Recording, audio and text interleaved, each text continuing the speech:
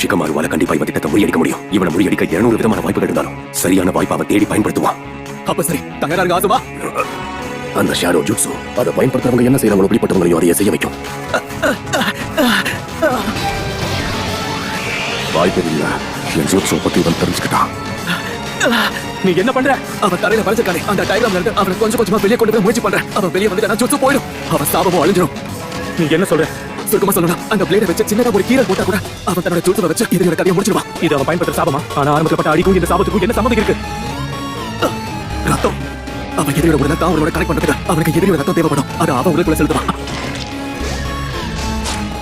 இதான் விஷயமா? அந்த சாபத்தை செலுத்த அவன் ஒரு முக்கியமான விஷயத்தை பண்ணணும். நான் அதை கண்டுபிடிச்சிட்டேன். இது முக்கியமான விஷயமா? ஆசுமா இதுக்கு முன்னாடி பயன்படுத்தின ஃபயர் ஸ்டைல் ஜுட்சுவை அவன் மதிக்க கூட இல்ல. அவன் அதுல இருந்து தப்பிக்காம அவன் டயக்ராம்குள்ள தான் போய் நின்னா. அதுக்குள்ள போனதுக்கு அப்புறம் சடங்கு ஆரம்பமாயிடுச்சுன்னு சொன்னான். அதுக்கப்புறம் சடங்குக்கான ஏற்பாடுன்னு ஏதோ சொன்னான். என் கணிப்பு சரியா இருந்தா அவன் டயக்ராம்குள்ள போனா மட்டும் தான் அவனால அந்த ஜுட்சுவை